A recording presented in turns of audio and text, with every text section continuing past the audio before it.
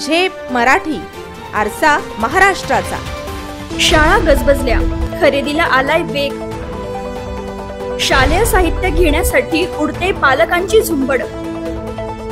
मात्र शाळांची सक्ती अन वाढलेल्या किमतींमुळे पालक झाले हैराण। या लुटीला जबाबदार कोण? मनमानी थांबवेल कोण?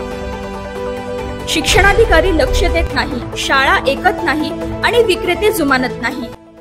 यंदाचा शाळांचा हंगाम सुरू झालाय, त्यामुळे शालेय साहित्य घेण्यासाठी पालकांची दुकानांवर चांगलीच गर्दी दिसते। मात्र सीबीएसई, आयसीएसई आणि स्टेट बोर्डच्या शाळांकडून पालकांना सक्ती होत असल्याच्या तक्रारी समोर येत आहे। बाजारपेठांमध्ये पालकांच्या खिशाला कात्री लागत असल्याचं विदारक वास्तव समोर आलंय। विशिष्ट दुकानांमधूनच वह्या, पुस्तके आणि शैक्षणिक साहित्याची खरेदी करावी असा आग्रह होतोय। मुळात त्यांनी यंत्रणाच तशी उभारल्याचे दिसते, कारण गणवेश असो किंवा पाठ्यपुस्तक किंवा त्यांच्या शैक्षणिक पॅटर्न्सचे साहित्य असो, हे ठराविक ठिकाणीच मिळते। एकाच ठिकाणी उपलब्ध होत असल्याचे समाधान पालकांना असले तरी यामुळे विक्रेत्यांची मात्र चांगलीच मक्तेदारी वाढलीये। पाठ्यपुस्तकांवरील छापील किमतीला म्हणजे चढ्या भावात ते साहित्य विक्री करतात।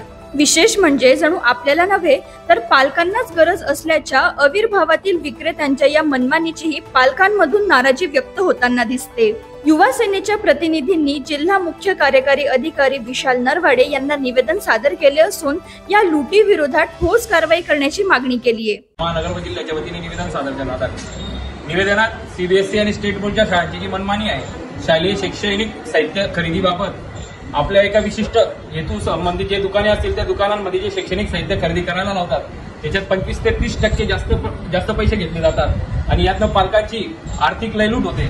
त्यामुळे आम्ही विशाल नरवाडे साहेब यांच्या लक्षात आणून दिले की पालकांची लूट होत आहे ती थांबवण्यासाठी या शैक्षणिक शाळांच्या दर्शनी भागात फलक लावण्यात यावे आणि त्यात सांगण्यात यावे की कुठल्याही आमच्याकडनं शैक्षणिक साहित्याची सक्ती करण्यात येत नाही। आपल्याला ज्या दुकानातून शैक्षणिक साहित्य घ्यायचं आहे त्या दुकानात आपण घेऊ शकतात आणि शैक्षणिक साहित्याची जी यादी आहे ती विद्यार्थ्यांच्या आणि पालकांच्यासाठी शाळेच्या दर्शनी स्थळी लावण्यात यावी, असे आदेश लवकरात लवकर काढण्यात यावे, जेणेकरून विद्यार्थ्यांची आणि पालकांची आर्थिक लूट यातनं थांबणार आहे। या साऱ्यांमुळे पालकांमध्ये नाराजी निर्माण झाली आहे। काही विक्रेते तर साहित्य देताना जणू पालकांनाच त्यांच्या उत्पादनांची गरज आहे अशा आविर्भावात वागत असल्याचंही चित्र आहे।